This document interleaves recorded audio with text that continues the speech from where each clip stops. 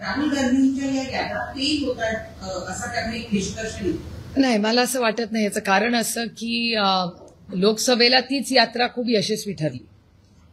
कारणं वेगळी असू शकतात. राहुलजींनी प्रचंड कष्ट केले का? हो, तर केले.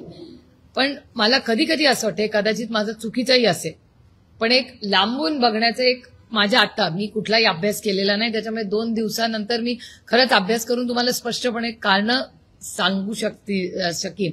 पण आता मला एक तुम्ही प्रश्न विचारल्यावर एक विचार माझ्या मनात आला. असंही असू शकतं का की मध्ये जे सीटमध्ये जे फ्रेंडली फाईटला सीट झाल्या त्याच्यामुळे काही काँग्रेसचं आणि आरजेडीचं नुकसान झालं असेल का? हा एक मुद्दा असू शकतो.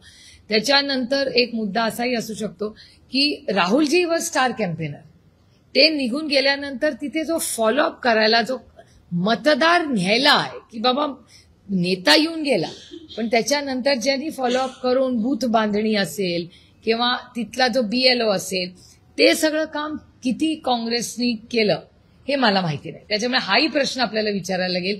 काय होतं, अनेक वेळा नेता येतो, त्याचं काम करतो आणि निघून जातो, पण त्याच्यानंतर जे कन्व्हर्जन होण्यासाठी जे काम करावं लागतं ग्राउंडवर, ते झालं का नाही, हे काँग्रेस पक्ष त्याचं उत्तर देऊ शकेल. त्याच्यामुळे मी काँग्रेसच्या माझ्या बिहारमध्ये जे काही गेले किंवा ज्यांची काही कामं आणि मताचं विभाजन कसं झालं, म्हणजे तुमच्याच एका चॅनलवर मिळेल की काही इतर पक्ष आहेत त्यांची काही मतामध्ये डिव्हिजन झालं का, हे सगळं बघायला लागेल. It's too early to.